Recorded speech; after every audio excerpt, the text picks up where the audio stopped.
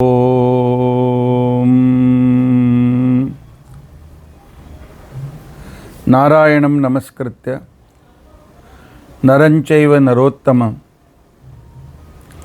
ದೇವೀಂ ಸರಸ್ವತೀಂ ಚೈವ ತತೋ ಜಯಮುದೀರಯೇತ್. ಅಭ್ರಮಂ ಭಂಗರಹಿತಂ ಅಜಡಂ ವಿಮಲಂ ಸದಾ ಆನಂದತೀರ್ಥಮತುಲಂ ಭಜೆ ತಾಪತ್ರಯಾಪಹಂ. ಭವತಿ ಯದನುಭಾವಾದೇಡಮೂಕೋಪಿ ವಾಗ್ಮಿ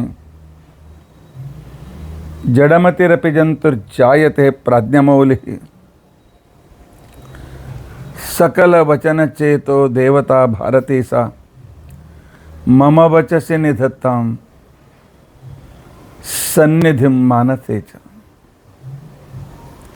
ಅಸ್ಮದ್ಗುರುಸಮಾರಂಭಾಂ ಟೀಕಾಕೃತ್ಪಾದಮಧ್ಯಗಾಂ ಶ್ರೀಮದಾಚಾರ್ಯಪರ್ಯಂತಾಂ ವಂದೇ ಗುರುಪರಂಪರಾಂ. ವಿದ್ಯಾಯಾಂ ವಿಬುಧಾಚಾರ್ಯಂ ವೇದಜ್ಞಾನಾಬ್ಧಿಚಂದಿರಂ ದುರ್ಮತಧ್ವಾಂತಮಾರ್ತಾಂಡಂ ಸತ್ಯಧ್ಯಾನಮುನಿಂ ಭಜೆ. ಪಂಚಾಶದ್ವರ್ಷಪರ್ಯಂತಂ ಸತತಂ ರಾಮಪೂಜಕಃ ಶ್ರೀ ಸತ್ಯಪ್ರಮೋದ ಗುರುರಾಟ್ ಭಾಸತಾಂ ನೋ ಹೃದಂಬರೆ. ಓಂ ಗುರುರಿಷ್ಟದೈವತಮಿತಿ ತ್ವತ್ಪಾದ ಪಂಕೇರುಹಂ ಪ್ರಾಪ್ತಂ ಮಾಂ ಪರಿಪಾಲಯೇತಿ ಸತತಂ ಯಾಚೇ ನಿಬದ್ಧಾಂಜಲಿ. ಚಿತ್ತಂ ಮದ್ಗುಣದೋಷ ಚಿಂತನ ವಿಧೋ ನೂನಂ ಮನಂ ಮಾಕೃತಾಃ. ಶ್ರೀ ಸತ್ಯಾತ್ಮಗುರೋ ತ್ವದಂಘ್ರಿಯುಗಲಂ ಹಿತ್ವಾ ನಮೇ ಸದ್ಗತಿ. ಯೈರಹಂ ಶುಕವತ್ ಸಮ್ಯಕ್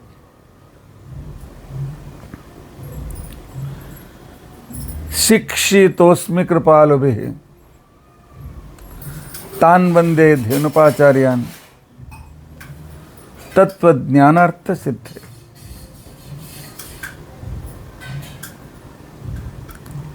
ಶ್ರೀ ಗುರುಭ್ಯೋ ನಮಃ. ಹರಿ ಓಂ ಹರಿ ಓಂ ಹರಿ ಓಂ. ಸ್ವಸ್ತ್ಯಸ್ತು ಅಸೇಢ ಸನ್ಮಂಗಲಾನಿ ಸಂತು. ಶ್ಲೋಕೈಕ ಶ್ರವಣ ಪಠನ ಮಾತ್ರೇಣ ವಕ್ತುಶ್ಚ ಶ್ರೋತॄಣಾಂ ನಿಖಿಲ ಕಲಿಮಲ ಕಲಿ ಕೃಷ್ಣಾದ ಮೋದನ ಪಡುತ್ತಾರೆ.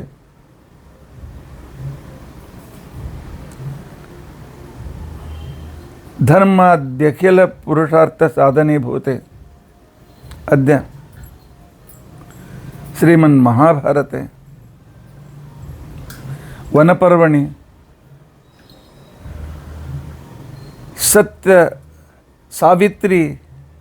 ಸತ್ಯವಾನ ಸಾವಿತ್ರಿ ಕಥಾ ಪ್ರಾರಂಭೆ ಸತಿ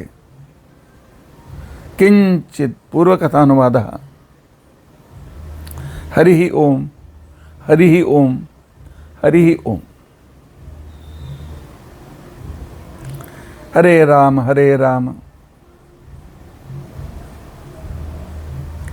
ರಾಮ ರಾಮ ಹರೇ ಹರೇ, ಹರೇ ಕೃಷ್ಣ ಕೃಷ್ಣ ಕೃಷ್ಣ ಹರೇ ಹರೇ. ಶ್ರೀ ಗುರುಭ್ಯೋ ನಮಃ.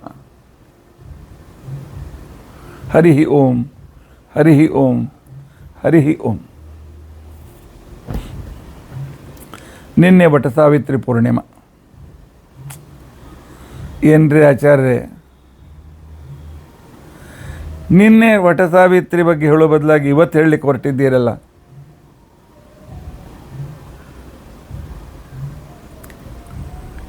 ಏನಿದು ನಿಮ್ಮ ಕ್ರಮ?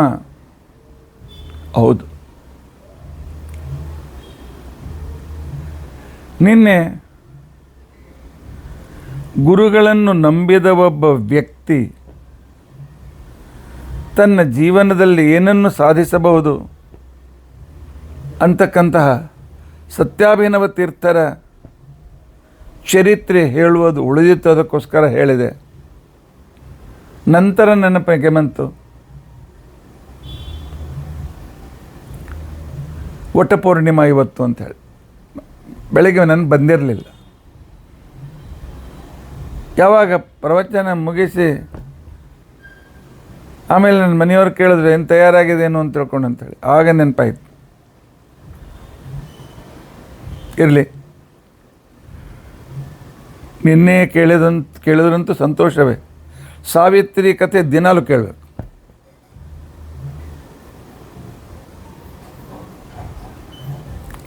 ಒಬ್ಬ ಪತಿವ್ರತೆ ತನ್ನ ತಪಸ್ಸಿನಿಂದ ಏನನ್ನು ಮಾಡಬಹುದು ಅನ್ನುವ ಒಂದು ಐತಿಹಾಸಿಕ ಘಟನೆ ಅಲ್ಲ,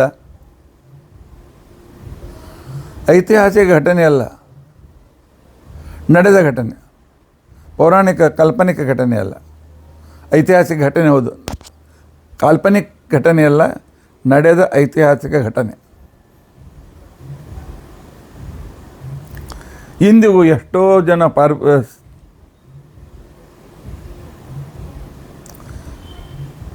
ಪತಿವ್ರತೆಯರನ್ನು ನಾನು ನೋಡಿದ್ದೇನೆ. ಎಷ್ಟೋ ಸೀರಿಯಸ್ ಆದ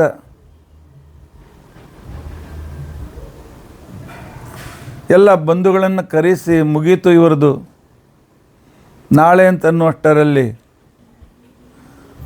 ಅವಳು ತನ್ನ ಪ್ರಾರ್ಥನೆಯಿಂದ ತನ್ನ ಗಂಡನನ್ನು ಪುನಃ ಪಡೆದು ಹೀಗೆ ಹಲವು ವರ್ಷಗಳಾದವು. ಗಂಡ ಹೆಂಡತಿ ಸುಖವಾಗಿದ್ದಾರೆ. ನಮ್ಮ ಶ್ರೋತೃಗಳಲ್ಲೇ ನಮ್ಮ ಶಿಷ್ಯರಲ್ಲಿ ಒಬ್ಬರು ಈ ರೀತಿಯಾಗಿ, ಒಬ್ಬರಲ್ಲ 3-4 ಜನ ಆಯಿತು.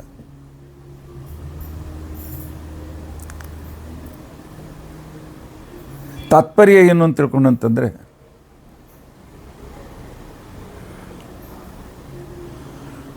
ಈ ಸಾವಿತ್ರಿ ಕಥೆಯಲ್ಲಿ ಸತ್ಯವಾನನು ಪುನರ್ಜೀವಿತನಾಗಬೇಕಾಗಿದ್ದರೆ ಯಮನ ಅನುಗ್ರಹ ಕಾರಣವೇ ಅಥವಾ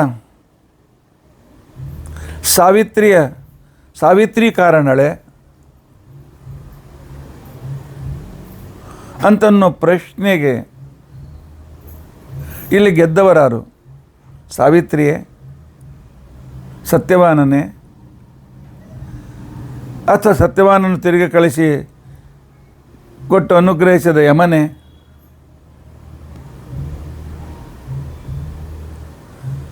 ಕಥೆ ಕೇಳಿದ ಮೇಲೆ ನೀವೇ ಪ್ರಶ್ನೆಗೆ ಉತ್ತರ ಹೇಳಿ.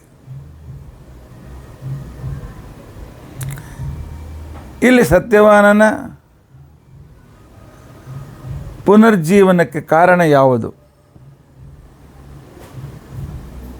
ಯಾರು? ಕತೆ ಕೇಳೋಣ. ಮಹಾಭಾರತ ವನಪರ್ವದಲ್ಲಿ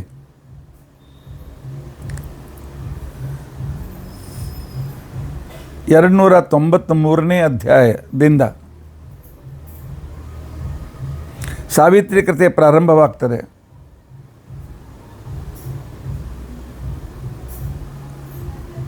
ವನವಾಸದಲ್ಲಿರುವಾಗ ದ್ರೌಪದಿಯ ಮೇಲೆ ಅನೇಕ ರೀತಿಯಾಗಿರ್ತಕ್ಕಂತಹ ಸಂದರ್ಭಗಳು ಬಂದು, ಕಠಿಣ ಸಂದರ್ಭ ಬಂತು. ಒಮ್ಮೆ ಜಟಾಸುರ ಅಪಹರಣ ಮಾಡಲು ಪ್ರಯತ್ನ ಮಾಡಿದ,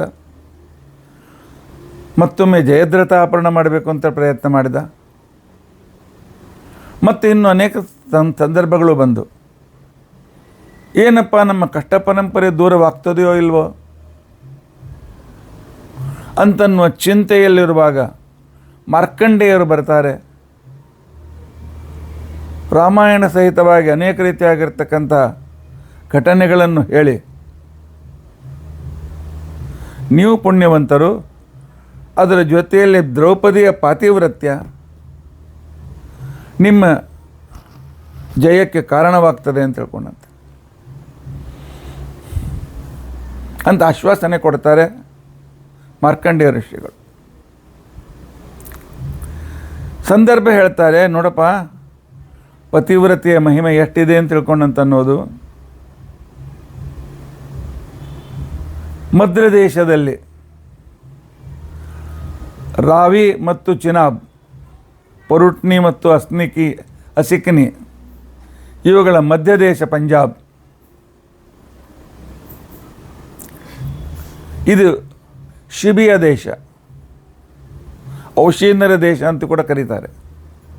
ಇವತ್ತಿನ ಪಂಜಾಬ್. ಅಲ್ಲಿ ಸತ್ಯಸಂಧನಾದ, ಮಹಾತ್ಮನಾದ, ಧಾರ್ಮಿಕನಾದ ಅಶ್ವಪತಿ ಅಂತ ತಿಳ್ಕೊಂಡಿರ್ತಕ್ಕಂಥ ಒಬ್ಬ ರಾಜ ಇದ್ದ. ಎಲ್ಲ ಸದ್ಗುಣಗಳಿಂದ ಯುಕ್ತನಾಗಿದ್ದ. ಆದರೆ ಅವನಿಗೆ ಅತ್ಯಂತ ಶ್ರೇಷ್ಠ ಮಕ್ಕಳು ಬೇಕಾಗಿತ್ತು. ಅದಕ್ಕೋಸ್ಕರ ತಪಸ್ಸಿಗೆ ಹೊರಟ. ಇವತ್ತು ನಾವು ಅದೇ ತಪ್ಪು ಮಾಡ್ತೇವೆ. ಮಕ್ಕಳಿಗೋಸ್ಕರ ತಪಸ್ಸು ಮಾಡೋದಿಲ್ಲ, ಮಕ್ಕಳಿಗೋಸ್ಕರ ವ್ರತ ನಿಯಮ ಉಪವಾಸಗಳನ್ನು ಮಾಡೋದಿಲ್ಲ. ಒಳ್ಳೆಯ ಮಕ್ಕಳು ಬೇಕಾಗಿದ್ದರೆ ದೇವರಿಗೆ ಶರಣ ಹೋಗ್ಬೇಕು. ಶಾಸ್ತ್ರದಲ್ಲಿ ಹೇಳಿದ ವ್ರತ ನಿಯಮ ಉಪವಾಸಗಳನ್ನು ಮಾಡಬೇಕು. ನಾನು ಆ ಡಾಕ್ಟರ್ಗೆ ತೋರಿಸಿದೆ, ಈ ಡಾಕ್ಟರ್ಗೆ ತೋರಿಸಿದೆ ಅಲ್ಲ. ತಪಸ್ಸಿನಿಂದ ಒಳ್ಳೆ ಮಕ್ಕಳು ಹುಡ್ತಾರೆ ಅಂತ ಅನೇಕ ಉದಾಹರಣೆಗಳು ನಮ್ಮ ಶಾಸ್ತ್ರದಲ್ಲಿದೆ. ಮಧ್ವಾಚಾರ್ಯರ ಸಂದರ್ಭದಲ್ಲಿಯೂ ಕೂಡ ಮಧ್ಯಗೆ ಭಟ್ಟರು ವಿಚಾರ ಮಾಡ್ತಾರೆ. ಪೂರ್ವೇಚಿ ಕರ್ದಮ ಪರಾಶರ ಪಾಂಡುಮುಖ್ಯ ಯತ್ಸೇವಯ ಗುಣಗಣಾರ್ಣವ ಅಪತ್ಯ ಮಾಪು. ಹಿಂದಿನ ಕಾಲದಲ್ಲಿಯೂ ಕೂಡ ಕರ್ದಮರು, ಪರಾಶರರು, ಪಾಂಡು ಇತ್ಯಾದಿ ಅನೇಕ ವ್ಯಕ್ತಿಗಳು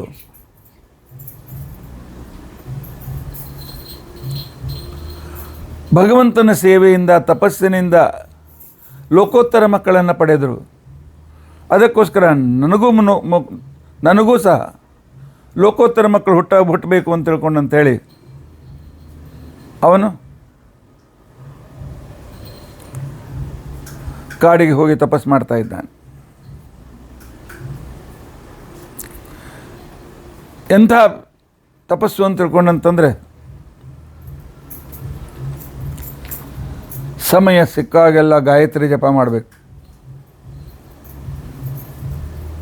ಆನಂತರ ಪ್ರತಿ ದಿವಸ 1,00,000 ಗಾಯತ್ರಿ ಮಂತ್ರದ ಆಹುತಿಯಿಂದ ಗಾಯತ್ರಿ ಯಜ್ಞವನ್ನು ಮಾಡ್ತಾ ಇದ್ದ.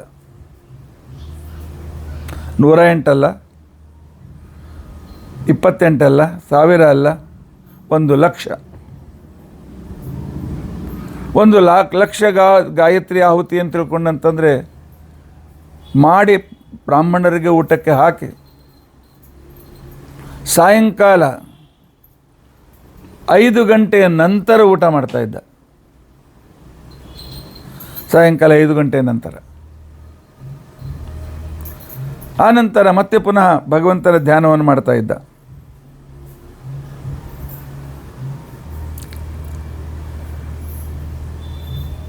ಎಷ್ಟು ದಿವಸ ಮಾಡಿದ? 1 ದಿವಸ, 2 ದಿವಸವೋ, ಅಥವಾ ನಮ್ಮಂತೆ ಒಂದು ಅಧಿಕ ಮಾಸ 33 ದಿವಸವೋ ಅಲ್ಲ, 18 ವರ್ಷಗಳವರೆಗೆ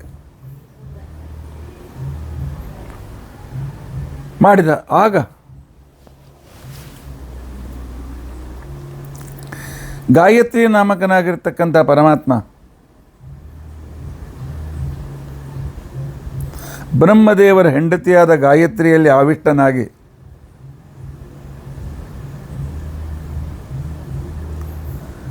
ಅವನ ಎದುರಿಗೆ ಪ್ರತ್ಯಕ್ಷನಾಗಿದ್ದಾನೆ ಭಗವಂತ. ರಾಜ, ನಿನ್ನ ಉಪಾಸನೆ, ನಿನ್ನ ಹೋಮ, ನಿನ್ನ ಭಕ್ತಿಯಿಂದ ಸಂತುಷ್ಟಳಾಗಿದ್ದೇನೆ. ಏನು ಬೇಕು ಹೇಳು?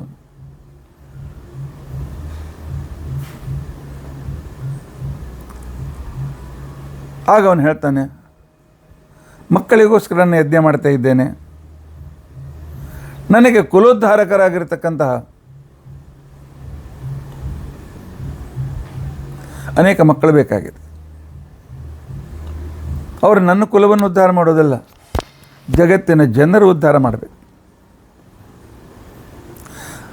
ಅವರು ಬಡವರ ಕಣ್ಣೀರನ್ನು ಒರೆಸಬೇಕು.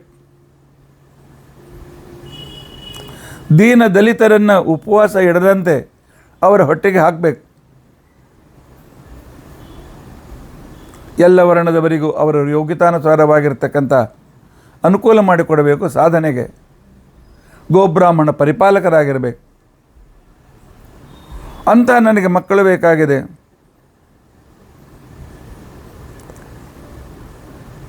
ಆಗ ಸಾವಿತ್ರಿ ಹೇಳ್ತಾಳೆ, ನಾನು ನಿನ್ನ ತಪಸ್ಸಿಗೆ ಮೆಚ್ಚಿ ವರ ಕೊಡುವ ಮೊದಲು ನನ್ನ ಪತಿ ಬ್ರಹ್ಮದೇವರಿಗೆ ನಾನು ಅವನ ಮಕ್ಕಳನ್ನು ಕೇಳ್ತಾನೆ, ಎಷ್ಟು ಮಕ್ಕಳನ್ನು ನಾನು ಕರುಣಿಸಲಿ, ಆಜ್ಞೆ ಮಾಡಿ ಅಂತ ತಿಳ್ಕೊಂಡಂತೇಳಿ ಬ್ರಹ್ಮದೇವರಿಗೆ ನಾನು ಕೇಳಿದೆ. ಆಗ ಬ್ರಹ್ಮದೇವರು ಹೇಳಿದರು,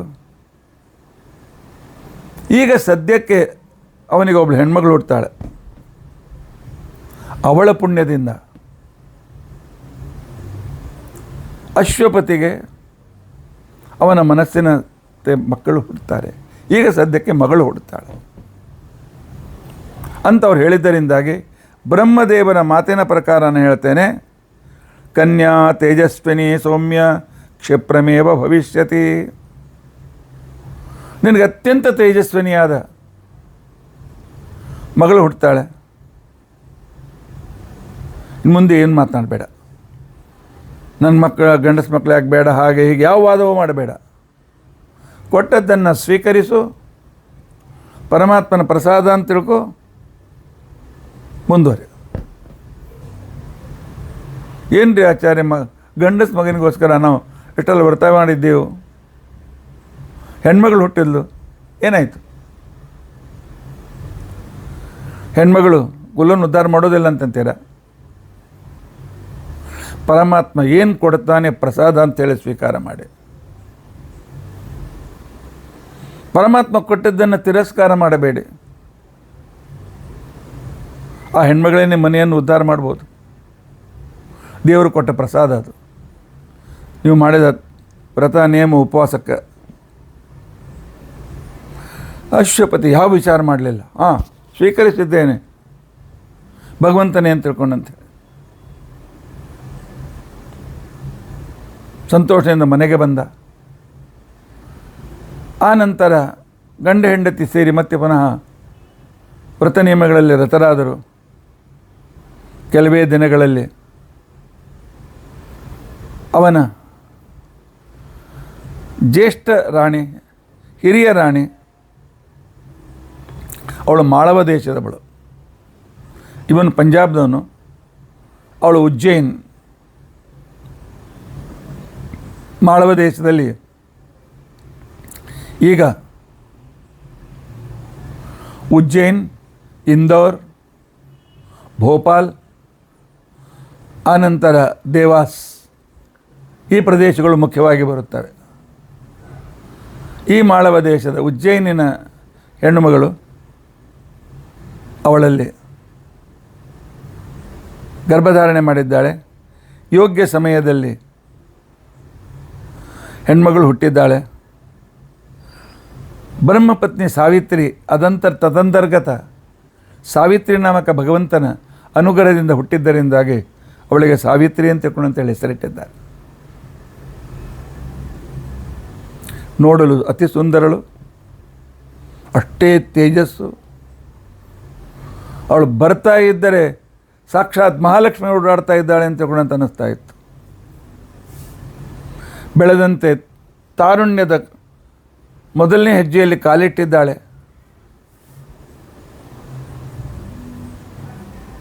ಇವಳ ರೂಪದ, ಇವಳ ಮಹಿಮೆಯ, ಇವಳ ಗುಣದ, ಇವಳ ತೇಜಸ್ಸಿನ ಚರ್ಚೆ ದೇಶದಲ್ಲಿ ಎಲ್ಲ ಕಡೆಗೆ.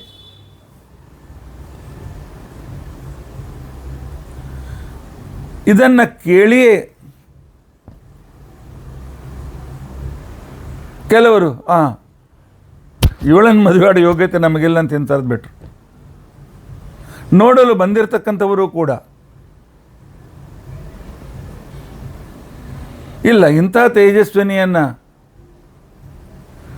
ನಾವು ಅವಳ ಗಂಡನಾಗಲಿಕ್ಕೆ ನಾವು ಯೋಗ್ಯರಲ್ಲ ಅಂತ ತಿಳ್ಕೊಂಡಂತೇಳಿ ಆಗಿನ ಕಾಲದ ಎಲ್ಲ ಶ್ರೇಷ್ಠ ರಾಜಕುಮಾರರು ಹಿಂದೆ ಸರಿದರು.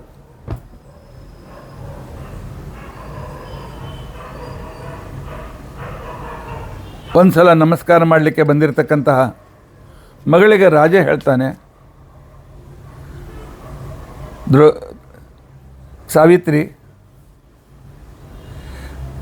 ಒಂದು ಸಮಸ್ಯೆ ನನ್ನ ಎದುರಿಗೆ ಇದೆ. ನಿನ್ನ ತೇಜಸ್ಸು, ನಿನ್ನ ಗುಣ, ನಿನ್ನ ಯೋಗ್ಯತೆ ನೋಡಿ ಯಾವ ವರಗಳು ಮುಂದೆ ಬರ್ತಾ ಇಲ್ಲ.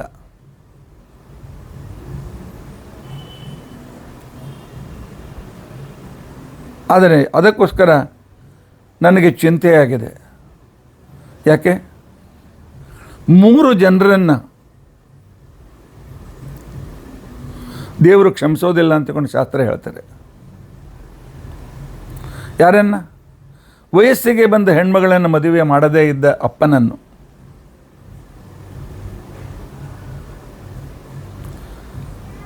ಆ ನಂತರ ಋತುಕಾಲದಲ್ಲಿ ಪತ್ನಿಯ ಜೊತೆಗೆ ಇರದೇ ಇರತಕ್ಕಂಥ ಗಂಡ. ಯಾಕೆ? ಬಂದಿರತಕ್ಕಂಥವಳು ಹೆಂಡತಿ ಫಲವತ್ತಾದ ಭೂಮಿ, ಅಲ್ಲಿ ಉತ್ತಮವಾದ ಬೆಳೆಯನ್ನು ಬೆಳೆಯಬೇಕು. ನಾವು ಮಜಾ ಮಾಡೋಣ, ಇಷ್ಟು ವರ್ಷ ಬೇಡ, ಅಷ್ಟು ವರ್ಷ ಬೇಡ, ಆ ಔಷಧಿ ತೆಗೆದುಕೊಂಡು ಈ ಔಷಧಿ ತೆಗೆದುಕೊಂಡು ನನ್ನ ಮಕ್ಕಳೇ ಬೇಡ, ಒಂದೇ ಸಾಕು, ಎರಡೇ ಸಾಕು ಅಂತಕ್ಕಂಥವರ ಮೇಲೆ ಭಗವಂತನ ಅನುಗ್ರಹ ಆಗೋದಿಲ್ಲ ಸಾವಿತ್ರಿ. ಆನಂತರ 3ನೇ ವ್ಯಕ್ತಿ, ತಂದೆ ಹೋದ ಮೇಲೆ ವಿಧವೆಯಾದ ತನ್ನ ತಾಯಿಯನ್ನು ಸಂರಕ್ಷಣೆ ಮಾಡದೇ ಇರುವ ಮಗ. ಯೋಗ್ಯ ಸಮಯದಲ್ಲಿ ಮಗಳ ಮದುವೆ ಮಾಡದೇ ಇದ್ದ ಅಪ್ಪ, ಋತುಕಾಲದಲ್ಲಿ ತನ್ನ ಪತ್ನಿಗೆ ಯೋಗ್ಯ ರೀತಿಯಿಂದ ಅವಳ ಯೋಗಕ್ಷೇಮವನ್ನು ನೋಡಿಕೊಳ್ಳದೇ ಇರತಕ್ಕಂಥ ಗಂಡ. ಆನಂತರ ಪತಿ ಇಲ್ಲದ ವಿಧವೆಯಾದ ತನ್ನ ತಾಯಿಯನ್ನು ನೋಡಿಕೊಳ್ಳದೇ ಇರತಕ್ಕಂಥ ಮಗ. ಇವರು 3 ಜನರನ್ನು ಋಷಿಮುನಿಗಳೂ ಕೂಡ ನಿಂದಿಸ್ತಾರೆ, ಪರಮಾತ್ಮ ಕ್ಷಮಿಸೋದಿಲ್ಲ. ಅಪ್ರದಾತ ಪಿತಾವಾಚ್ಯ ವಾಚ್ಯಶ್ಚ ಅನುಪಯನ್ ಪತಿ ಮೃತೆ ಭರ್ತರಿ ಪುತ್ರಶ್ಚ ವಾಚ್ಯೋ ಮಾತು ಅರಕ್ಷಿತ.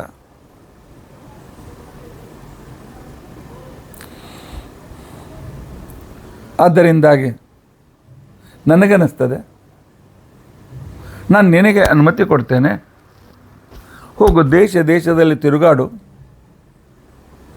ನಿನಗೆ ಯೋಗ್ಯವಾದ ಪತಿ ಯಾವನಿದ್ದಾನೆ ಹುಡುಕಿಕೊಂಡು ಬಾ.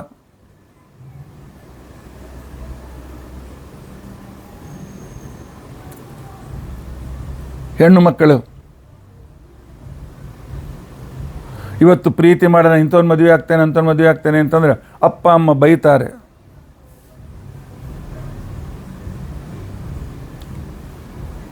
ಹೌದು, ಯಾಕೆ? ಯಾವುದೋ ಜಾತಿಯವನನ್ನು, ಯಾವುದೇ ಏನೂ ಯೋಗ್ಯತೆ ಇಲ್ಲದೆ ಇರತಕ್ಕಂಥವನನ್ನು ಏನೋ ಪ್ರೀತಿ ಹುಚ್ಚು ಆಕರ್ಷಣೆಗೆ ಒಳಗಾಗಿ ಅಂಥವರನ್ನು ಆರಿಸಿದ ಮಕ್ಕಳನ್ನು ಬಯಲೇಬೇಕು. ಆದರೆ ಒಬ್ಬ ಯೋಗ್ಯ ವ್ಯಕ್ತಿ ಸದ್ಗುಣಿಯಾಗಿದ್ದಾನೆ, ತನ್ನ ಧರ್ಮದವನೇ ಆಗಿದ್ದಾನೆ, ತನ್ನ ವರ್ಣದವನೇ ಆಗಿದ್ದಾನೆ, ಯೋಗ್ಯ ಸತ್ಕುಲದಲ್ಲಿ ಪ್ರಸೂತನಾಗಿದ್ದಾನೆ, ಅಪ್ಪ ಇಂಥ ಒಬ್ಬ ವ್ಯಕ್ತಿ ಇದ್ದಾನೆ, ಅವರ ಬಗ್ಗೆ ವಿಚಾರ ಮಾಡಿ ಅಂತಕೊಂಡು ಮಗಳು ಹೇಳಿದಾಗ ತಪ್ಪದೇ ವಿಚಾರ ಮಾಡಿ. ಅವಳು ಆರಿಸಿದ ವ್ಯಕ್ತಿ ಸವರ್ಣೀಯನಾಗಿರಬೇಕು, ಸತ್ಕುಲ ಪ್ರಸೂತನಾಗಿರಬೇಕು, ಧಾರ್ಮಿಕನಾಗಿರಬೇಕು. ಇಂಥ ವ್ಯಕ್ತಿಯನ್ನು ಮಗಳು ಹುಡುಕಿ ತಂದರೆ ಏನು ತಪ್ಪಿಲ್ಲ. ಆದರೆ ಇದರರ್ಥ ಉಚ್ಛೃಂಖಲತೆಯಿಂದ ಯಾವುದೋ ಪುರುಷರ ಜೊತೆಗೆ ತಿರುಗಾಡಬೇಕು ಅಂತ ಏನರ್ಥ ಅಲ್ಲ. ಆಗಲಿ ಅಂತ ತಿಳ್ಕೊಂಡಂತೇಳಿ ಅವ್ರು ಹೊರಟಿದ್ದಾಳೆ. ನಾನೇ ನೋಡ್ಕೊಂಡು ಬರ್ತೇನೆ, ನನ್ನ ಯೋಗ್ಯ ಪತಿಯನ್ನು ಹುಡುಕ್ತೇನೆ ಅಂತ ತಿಳ್ಕೊಂಡಂತೆ.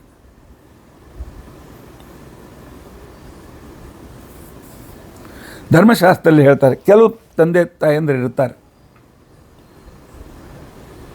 ಮಗಳು ಕೆಲಸ ಮಾಡ್ತಾ ಇರ್ತಾಳೆ, ಅವಳಿಂದ ದುಡ್ಡು ಬರ್ತಿರ್ತದೆ, ಆ ದುಡ್ಡಿನಿಂದ ಐಷಾರಾಮ್ ಮಜಾ ಮಾಡ್ತಾ ಅವಳು ಮದುವೆ ಲೇಟ್ ಆದರೆ ಏನಾಯಿತು, ಏನಾದರೂ ಆಯಿತು, ಮದುವೆ ಮಾಡಿಕೊಟ್ರೆ ಅವಳಿಂದ ಬರುವ ಸಂಬಳ ನಿಂತು ಹೋಗ್ತದೆ ಅಂತ ಹೇಳಿ ಮಗಳ ಮದುವೆಯನ್ನು ವರ ಹುಡುಕದೇ ಇದ್ದರೆ ಯೋಗ್ಯ ಸಮಯದ ನಂತರ, ಹಿಂದಿನ ಕಾಲದಲ್ಲಿ 16 ವರ್ಷದ ನಂತರ, ಈಗಿನ ಕಾಲದಲ್ಲಿ 21 ವರ್ಷದ ನಂತರ, 22 ವರ್ಷದ ನಂತರ ಅಪ್ಪ ತನ್ನಗೋಸ್ಕರ ವರ ಹುಡುಕದೇ ಇದ್ದರೆ ಆಗ ಹೆಣ್ಮಗಳು ತನಗೋಸ್ಕರ ಯೋಗ್ಯ ಪತಿಯನ್ನು ಹುಡುಕಬೇಕು ಅಂತಕೊಂಡಂತಾರೆ. ಆದರೆ ಆ ರೀತಿಯಾಗಿರ್ತಕ್ಕಂಥ ಮೆಚ್ಯೂರಿಟಿ ಆ ಹೆಣ್ಮಗಳಲ್ಲಿ ಇರಬೇಕು.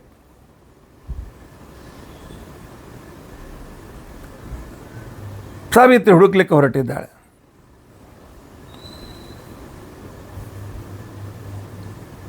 ಅವಳು ಹೋಗಿ ಕೆಲವು ದಿನಗಳಾಗಿತ್ತು, ಒಬ್ಬಳೇ ಹೋಗಿಲ್ಲ, ಜೊತೆಯಲ್ಲಿ ವೃದ್ಧ ಅನುಭವಿಯಾಗಿರ್ತಕ್ಕಂಥ ಹೆಣ್ಮಕ್ಳ ಜೊತೆಯಲ್ಲಿದ್ದರು, ಅಂಗರಕ್ಷಕರಿದ್ದರು. ಹೋದಾಗ ಆ ಕಾಲದಲ್ಲಿ ನಾರದರ ಮನೆಗೆ ಬರ್ತಾರೆ. ನಾರದರ ಮನೆಗೆ ಬಂದಿರತಕ್ಕಂಥ ಸಂದರ್ಭದಲ್ಲಿ ಆವಾಗ ಅಶ್ವಪತಿಗೆ ಕೇಳ್ತಾರೆ, ಯಾಕಪ್ಪ ನಿನ್ನ ಮಗಳು ಕಾಣಿಸ್ತಾ ಇಲ್ಲ? ಇಲ್ಲ ರೀ, ಅವಳು ಯಾರು ವರಗಳು ತಾವಾಗಿ ಬರಲಿಲ್ಲ ಅಂತ ಹುಡುಕ್ಲಿಕ್ಕೆ ಹೋಗಿದ್ದಾಳೆ. ಅಷ್ಟರಲ್ಲಿ ಸಾವಿತ್ರಿ ಬಂದೇ ಬಿಟ್ಲು.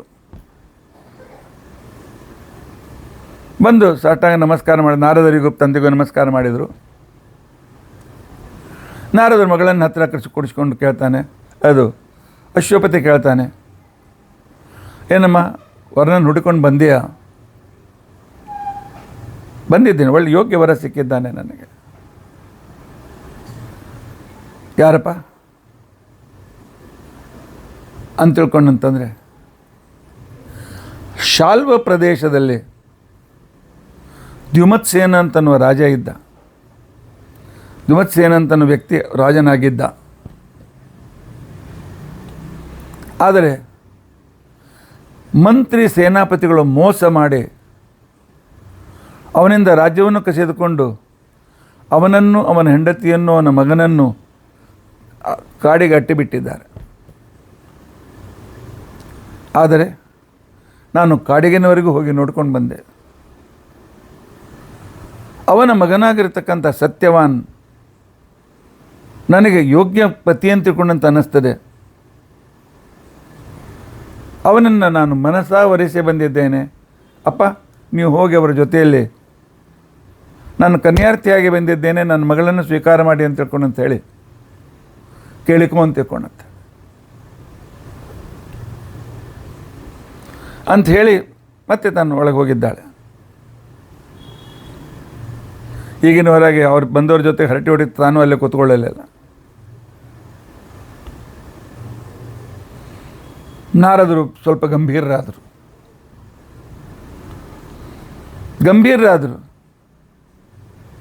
ರಾಜ ಕೇಳಿದ, ಯಾಕೆ ನನ್ನ ಮಗಳು ಹುಡುಕಿದ ವರ ಚೆನ್ನಾಗಿಲ್ಲೇನು? ಅವರ ಅಪ್ಪ ಅಮ್ಮ ಯೋಗ್ಯರಾಗಿಲ್ಲೇನು?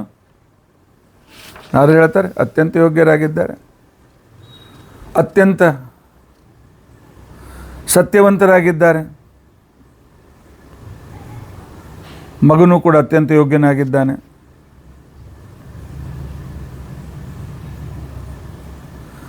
ಆ ಹುಡುಗ ಕ್ಷಮಾವಂತನಾಗಿದ್ದಾನ,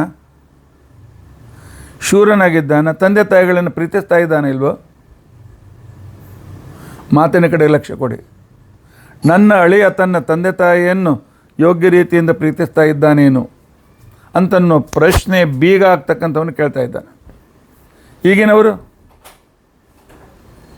ಮಗಳನ್ನು ಕೊಡಲಿಕ್ಕೆ ಹೋದಾಗ ತೋರಿದಾಗ ಹುಡುಗನ ಕೇಳ್ತಾನೆ, ನಿಮ್ಮಪ್ಪ ಮನೆಯಲ್ಲಿದ್ದಾರಾ ಗೋಡೆ ಮೇಲೆ ಇದ್ದಾರಾ ಅಂತ ತಿಳ್ಕೊಂಡಂತಾರೆ. ಗೋಡೆ ಮೇಲೆ ಅಂತಂದರೆ ಹೋಗಿದ್ದಾರೆ ಅಂತ ಅರ್ಥ, ಫೋಟೋ ಹಾಕಿದ್ದೆ ಅಂತ ಅರ್ಥ.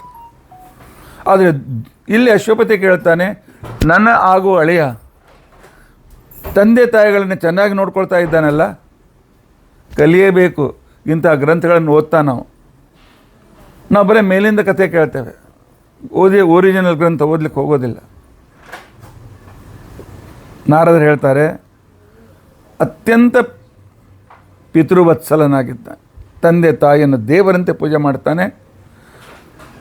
ಅಷ್ಟೇ ಅಲ್ಲ, ಸೂರ್ಯನಂತೆ ತೇಜಸ್ವಿಯಾಗಿದ್ದಾನೆ, ಬೃಹಸ್ಪತಿಯಂತೆ ಜ್ಞಾನಿಯಾಗಿದ್ದಾನೆ, ಇಂದ್ರನಂತೆ ವೀರನಾಗಿದ್ದಾನೆ, ಆನಂತರ ಭೂಮಿಯಂತೆ ಕ್ಷಮಾಶೀಲನಾಗಿದ್ದಾನೆ, ಭೂಮಿಯಂತೆ ಕ್ಷಮಾಶೀಲನಾಗಿದ್ದಾನೆ. ಅಷ್ಟೇ ಅಲ್ಲ, ದಾನದಲ್ಲಿ ರಂತಿದೇವನಂತೆ ಒಳ್ಳೆ ಸತ್ಯವಾಗಿದ್ದಾನೆ. ತನ್ನ ಪೂರ್ವಜನಾಗ ನಿಮ್ಮ ಪೂರ್ವಜ ಶಿಬಿಯಂತಿಯೂ ಕೂಡ ದಾನಶೂರನಾಗಿದ್ದಾನೆ. ಶೂರ, ಮೃದು, ಸತ್ಯವಂತ, ಇಂದ್ರಿಯ ನಿಗ್ರಹಿ, ಎಂದಿಗೂ ಅಸೂಯೆ ಪಡದೇ ಇರತಕ್ಕಂಥವನು, ಒಳ್ಳೆ ಕಾಯೇನ ವಾಚ ಮನಸ ಒಂದೇ ರೀತಿಯಾಗಿ ಇರತಕ್ಕಂಥ ವ್ಯಕ್ತಿಯಾಗಿದ್ದಾನೆ. ಮಹಾಶೀಲವಂತನಾಗಿದ್ದಾನೆ, ಒಳ್ಳೆ ಸಚ್ಚಾರಿತ್ರನಾಗಿದ್ದಾನೆ.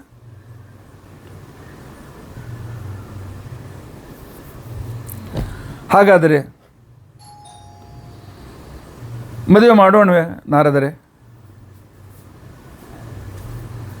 ಸದ್ಯಕ್ಕೆ ಹೋಗಿ ಅವರ ತಂದೆಯ ಜೊತೆಗೆ ನಾನು ಮಾತನಾಡಲ್ಲ.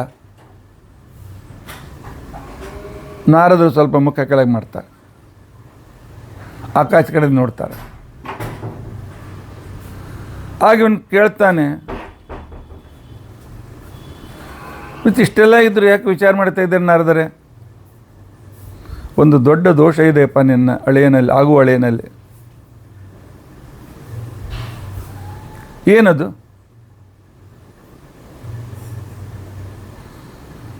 ಅವನಿಗೆ ಉಳಿದಿದೆ ಒಂದೇ ವರ್ಷ ಆಯುಷ್ಯ. ಇವತ್ತಿನಿಂದ 1 ವರ್ಷದ ನಂತರ ಅವನಿಗೆ ಮೃತ್ಯು ಇದೆ. ಎಲ್ಲ ಗುಣಗಳಿದ್ದೇನು ಉಪಯೋಗ? ಆಗ ರಾಜ ಸಾವಿತ್ರಿಯನ್ನು ಕರೀತಾನೆ. ಸಾವಿತ್ರಿ ಬಾ.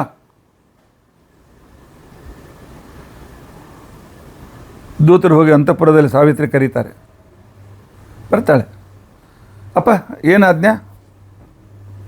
ನೋಡಮ್ಮ, ಆ ಹುಡುಗೆಲ್ಲ ಭಾಳ ನಿನ್ನ ಪ್ರಕಾರ ನೀನು ಆರಿಸಿದ ಅತ್ಯಂತ ರತ್ನದಂತೆ ಇದ್ದಾನೆ ಹುಡುಗ. ಆದರೆ ಅಲ್ಪಾಯುಷ್ಯ, ಇನ್ನು 1 ವರ್ಷ ಮಾತ್ರ ಮನೆಗೆ ಆಯುಷ್ಯ ಇದೆ. ಮತ್ತೊಬ್ಬರಾಗಿದ್ದರೆ ಬೇಡ ಬೇಡ ಬೇಡ ಅಂತ ತಿಳ್ಕೊಂಡಂತ ಇದೆ. ಸ್ವಾಭಾವಿಕ ಇದೆ, ಯಾರು ವಿಧವೆ ಆಗಲಿಕ್ಕೆ ಬಯಸ್ತಾರೆ. ಆದರೆ ಸಾವಿತ್ರಿ ಹೇಳ್ತಾಳೆ, ಆಗಿನ ಕಾಲದ ಪುರುಷರಲ್ಲಿ, ಹೆಣ್ಣು ಮಕ್ಕಳಲ್ಲಿ, ತಪಸ್ವಿಗಳಲ್ಲಿ ನಾನು ತೆಗೆದುಕೊಂಡ ನಿಶ್ಚಯ ಭಗವಂತ ಅನುಗ್ರಹ ಮಾಡ್ತಾನೆ. ಪರಮಾತ್ಮ ಅನುಗ್ರಹ ನಮ್ಮ ಮೇಲೆ ಇದೆ ಅಂತ ತಿಳ್ಕೊಂಡಂತನೂ ಆತ್ಮವಿಶ್ವಾಸ ಇತ್ತು ಆಗಿನ ಕಾಲದ ಜನರಲ್ಲಿ. ಸಾವಿತ್ರಿ ಹೇಳ್ತಾಳೆ, ಅಪ್ಪ, ಜಗತ್ತಿನಲ್ಲಿ ಧರ್ಮಶಾಸ್ತ್ರದ ನಿಯಮ ಇದೆ. ತಂದೆ ತಾಯಿ ಮಕ್ಕಳಿಗೆ ಆಸ್ತಿ ವಿಭಜನೆ ಮಾಡುವಾಗ ಒಂದೇ ಸಲ ಮಾಡಬೇಕು, ಅದನ್ನು 2 ಸಲ ಮಾಡಲಿಕ್ಕೆ ಬರೋದಿಲ್ಲ. ಒಂದು ಸಲ ಮಾಡಿದ ಮೇಲೆ ಮುಗೀತು, ಯಾರೂ ತಕರಾರು ಮಾಡಲಿಕ್ಕಿಲ್ಲ. ಸಕೃದಂಶೋ ನಿಪರ್ತ್ಯತೆ. ಅದೇ ರೀತಿಯಾಗಪ್ಪ, ಕನ್ಯಾದಾನ ಒಂದೇ ಸಲ ಮಾಡಲಿಕ್ಕೆ ಬರ್ತದೆ. ಎಷ್ಟೋ ಜನ ಡೈವೋರ್ಸ್ ಆಗಿರ್ತಕ್ಕಂಥ ಹೆಣ್ಮಕ್ಕಳ ತಂದೆ ಬಂದು ಕೇಳ್ತಾರೆ, ಆಚಾರ್ಯರೇ ಪುನರ್ವಿವಾಹ ಮಾಡಬೇಕಾಗಿದೆ, ಶಾಸ್ತ್ರದಲ್ಲಿ ಏನಾದರೂ ಅವಕಾಶ ಇದೆಯಾ ಅಂತ ಹೇಳಿ ಶಾಸ್ತ್ರದಲ್ಲಿ ನಂಬಿಕೆ ಇದ್ದವ್ರು ಕೇಳ್ತಾರೆ. ಅದಕ್ಕೆ ನಾನು ಇದೇ ಶ್ಲೋಕವನ್ನು ಹೇಳ್ತೇನೆ ಅವರಿಗೆ. ಕನ್ಯಾದಾನ ಒಂದೇ ಸಲ, ಉಳಿದದ್ದು ಅವರ ಭಾಗ್ಯದಲ್ಲಿ ಏನಿದೆ ಆ ರೀತಿ ಆಗ್ತಾರೆ. ಅದು ಅವರನ್ನು ಎದುರಿಸಬೇಕು. ಯಾಕೆ ಆಯಿತೋ, ಏನಾಯಿತೋ, ಯಾವ ಸಂದರ್ಭದಲ್ಲಿ ಅವರಿಬ್ಬರು ಬೇರೆ ಆದರು, ಆ ಸಂದರ್ಭ ಅನಿವಾರ್ಯ ಇತ್ತೆ, ಇದೆಲ್ಲ ಆ ವೈಯಕ್ತಿಕವಾಗಿರ್ತಕ್ಕಂಥ ರೀತಿಯಲ್ಲಿ ಅದನ್ನು ವಿಚಾರ ಮಾಡಬೇಕು. ಆದರೆ ಪುನಃ ಅವರನ್ನು ಪುನಃ ಮದುವೆ ಮಾಡಲಿಕ್ಕೆ ಶಾಸ್ತ್ರದಲ್ಲಿ ಅವಕಾಶ ಇಲ್ಲ. ಸಕೃತ್ ಕನ್ಯಾ ಪ್ರದೀಯತೆ. ಆನಂತರ ಜ್ಞಾನಿಗಳು ಒಮ್ಮೆ ನಾನು ಮಾಡ್ತೇನಪ್ಪ ನಿನ್ನ ಕೆಲಸ ಅಂತ ಹೇಳಿದರೆ ಎಂದಿಗೂ ಅದನ್ನು ಮೀರುವುದಿಲ್ಲ. ದಶರಥ ಮುಂದೆ ಕೈಕೇಯಿ ಇದೇ ಹೇಳ್ತಾಳೆ, ಒಂದು ಸಲ ಮಾತು ಕೊಟ್ಟ ಮೇಲೆ ರಘುವಂಶದವರು ಅದನ್ನು ತಿರುಗಿ ಮಾಡೋದಿಲ್ಲ, 2 ವಾರ ಕೊಡಿ ಅಂತ ಹೇಳ್ಕೊಂಡಂತೆ. ನಾನು ಮನಸ್ಸಿನಿಂದ ಅವನನ್ನು ಸ್ವೀಕಾರ ಮಾಡಿದ್ದೇನೆ. ಆ ಮನಸ್ಸಲ್ಲಿ ಇನ್ನೊಬ್ಬ ವ್ಯಕ್ತಿಯನ್ನು ನಾನು ವಿಚಾರವೇ ಮಾಡಲಿಕ್ಕೆ ಸಾಧ್ಯವಿಲ್ಲ. ನನ್ನ ಗಂಡ ದೀರ್ಘಾಯು ಆಗಿರಲಿ, ಅಲ್ಪಾಯು ಆಗಿರಲಿ, ನಾನು ಮನಸ್ಸಿನಿಂದ ನನ್ನನ್ನು ಒಪ್ಪಿಸಿಕೊಂಡ ಆ ಗಂಡ ಸಗುಣನಾಗಿರಲಿ, ನಿರ್ಗುಣನಾಗಿರಲಿ, ಒಳ್ಳೆಯ ಗುಣಯುಕ್ತನಾಗಿರಲಿ, ಗುಣಹೀನನಾಗಿರಲಿ, ನಾನು ಮನಃಪೂರ್ವಕವಾಗಿ ವರಿಸಿದ್ದೇನೆ. ನನ್ನ ನಿರ್ಧಾರ ನಿಶ್ಚಿತ.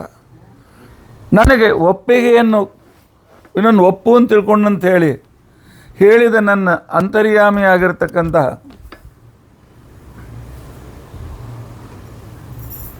ಆ ನನ್ನ ಬಿಂಬಮೂರ್ತಿ ಪರಮಾತ್ಮ ನನಗೆ ಆ ರೀತಿ ಬುದ್ಧಿ ಕೊಟ್ಟಿದ್ದಾನೆ.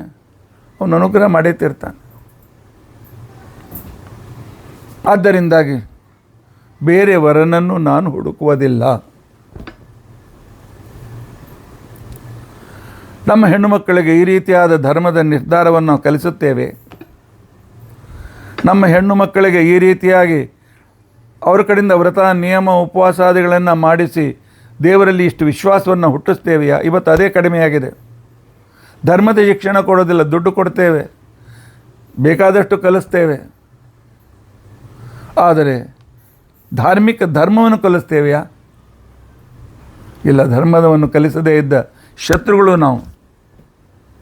ಮಾತಾ ಶತ್ರು ಪಿತಾ ವೈರಿ ಬಾಲೋನ ಪಾಠಿತ ಶಾಸ್ತ್ರ ಹೇಳ್ತಾರೆ. ಮಕ್ಕಳಿಗೆ ಧರ್ಮದ ಶಿಕ್ಷಣ ಕೊಡದೇ ಇರತಕ್ಕಂಥ ತಂದೆ ತಾಯಿಗಳು ಅವಳ ಶತ್ರುಗಳು ಹೊರತು ತಂದೆ ತಾಯಿಗಳಲ್ಲ. ನಾರದರು ಹೇಳ್ತಾರೆ, ನಿನ್ನ ಮಗಳ ದಾರ್ಢ್ಯ ನಿಶ್ಚಿತ ಇದೆ, ದೇವರ ಮೇಲೆ ವಿಶ್ವಾಸ ಇಟ್ಟು ಮದುವೆ ಮಾಡಿಕೊಡು ಅಂತ. ಆನಂತರ ಅಶ್ವಪತಿ ಕಾಡಿನಲ್ಲಿರುವ ದ್ಯುಮತ್ಸೇನನ ಹತ್ತಿರ ತನ್ನ ಪುರೋಹಿತರನ್ನು ಬ್ರಾಹ್ಮಣರನ್ನು ಕರೆದುಕೊಂಡು ಹೋಗ್ತಾನೆ. ನಿರ್ಣಯ ತೆಗೆದುಕೊಳ್ಳುವಾಗ ಬ್ರಾಹ್ಮಣರ ಆಶೀರ್ವಾದ ಬಹಳ ಮಹತ್ವ ಇರ್ತದೆ. ಅದಕ್ಕೋಸ್ಕರ ದ್ಯುಮತ್ಸೇನನ ಭೇಟಿಯಾಗಿ ಹೇಳ್ತಾನೆ, ನನ್ನ ಮಗಳನ್ನು ನಿನ್ನ ಮಗನಿಗೋಸ್ಕರ ಸ್ವೀಕರಿಸು ಅಂತೇಳಿ. ದ್ಯುಮತ್ಸೇನ ಹೇಳ್ತಾನೆ, ರಾಜ, ನಾನು ರಾಜ್ಯದಲ್ಲಿರುವಾಗ ನನ್ನ ಮಗನಿಗಾಗಿ ನಿನ್ನ ಮಗಳನ್ನು ಕೇಳಬೇಕು ಅಂತ ಮನಸ್ಸಿನಲ್ಲಿ ನಿರ್ಧಾರ ಮಾಡಿದ್ದೆ. ಆದರೆ ಈಗ ನಾವು ರಾಜ್ಯ ಹೋಗಿದೆ, ಸಂಪತ್ತು ಹೋಗಿದೆ, ಕಾಡಿನಲ್ಲಿ ವನವಾಸದಲ್ಲಿದ್ದೇವೆ, ಹುಲ್ಲಿನ ಮನೆಯಲ್ಲಿದ್ದೇವೆ, ನನ್ನ ಮಗ ಹಣ್ಣು ಹಂಪಲು ತಂದದ್ದನ್ನು ಉಪಜೀವನ ಮಾಡಿಕೊಂಡಿದ್ದೇವೆ, ಕಟ್ಟಿಗೆ ಹೊಡೆದುಕೊಂಡು ತೆಗೆದುಕೊಂಡು ಬರ್ತಾನೆ, ಏನೋ ಸಿಕ್ಕದನ್ನು ಬೇಯಿಸ್ಕೊಂಡು ತಿಂತೇವೆ. ನಿನ್ನ ಮಗಳು ರಾಜಕುಮಾರಿ ಹಂಸತೂಲಿಕಾ ತಲ್ಪದಲ್ಲಿ ಬೆಳೆದವಳು. ಇಂಥ ಸಂದರ್ಭದಲ್ಲಿ ಇಂಥ ಕಷ್ಟ ನಿನ್ನ ಮಗಳಿಗೆ ಯಾಕೆ ಕೊಡ್ತಾ ಇದ್ದೆ? ನಮ್ಮ ಸೊಸೆಯು ಬಂದು ದಿನ ಅಳ್ತಾ ಕೂತ್ಕೊಳ್ಬೇಕು ಅಂತ ನಾವು ಬಯಸೋದಿಲ್ಲ. ಅವಳು ಸುಖವಾಗಿರಲಿ. ಈಗ ಸದ್ಯಕ್ಕೆ ನಾವು ನಿನ್ನ ಮಗಳಂಥ ಮಹಾ ತೇಜಸ್ವಿನಿಯನ್ನು ಸ್ವೀಕರಿಸಲಿಕ್ಕೆ ನಾವು ಸಮರ್ಥರಿಲ್ಲ. ಅಶ್ವಪತಿ ಹೇಳ್ತಾನೆ, ರಾಜ, ರಾಜ್ಯ ಬರ್ತದೆ ಹೋಗ್ತದೆ, ದುಡ್ಡು ಬರ್ತದೆ ದುಡ್ಡು ಹೋಗ್ತದೆ, ಭಾಗ್ಯ ಒಂದೇ ರೀತಿಯಾಗಿ ಒಂದೇ ಸಲ ಇರೋದಿಲ್ಲ. ಇವತ್ತು ಲಕ್ಷಾಧೀಶನಾದವನು ಮರುದಿವಸ ಭಿಕ್ಷಾಧೀಶನಾಗ್ತಾನೆ. ಇವತ್ತು ಭಿಕ್ಷೆ ಬೇಡುವವನು ಪೂರ್ವ ಪುಣ್ಯದಿಂದ ಮರುದಿವಸ ರಾಜನೂ ಆಗ್ಬೋದು. ನನಗೆ ಅದು ಮಹತ್ವದ್ದಲ್ಲ. ನನಗಿರಬೇಕಾಗಿರ್ತಕ್ಕಂಥದ್ದು ಸದ್ಗುಣ, ದೇವರಲ್ಲಿ ವಿಶ್ವಾಸ, ಧಾರ್ಮಿಕತೆ. ಇವು ಕೊನೆಯವರೆಗೂ ನಮ್ಮ ರಕ್ಷಣೆಗಳು. ಆದ್ದರಿಂದಾಗಿ ನಾನು ಕೊಡ್ತೇನೆ ಮಗಳನ್ನು. ನನ್ನ ಮಗಳು ಸರಿಯಾಗಿ ತಯಾರಿದ್ದಾಳೆ, ಅವಳನ್ನು ಸ್ವೀಕಾರ ಮಾಡು ಅಂತಕೊಂಡಂತಂದಾಗ ದ್ಯುಮತ್ಸೇನ ಒಪ್ಕೊಳ್ತಾನೆ. ರಾಜ ಜೊತೆಯಲ್ಲಿ ಪುರೋಹಿತರನ್ನು ಮತ್ತು ಹೆಂಡತಿಯನ್ನು ಕರ್ಕೊಂಡು ಬಂದಿದ್ದ. ಅಲ್ಲೇ ಕಾಡಿನಲ್ಲಿ ಸಾದಾ ಮದುವೆ ಮಾಡಿ ಮಗಳ ಕನ್ಯಾದಾನ ಮಾಡಿ ಆ ಕಾಲಕ್ಕೆ ಅವನು ತಿರುಗಿ ಬರ್ತಾನೆ.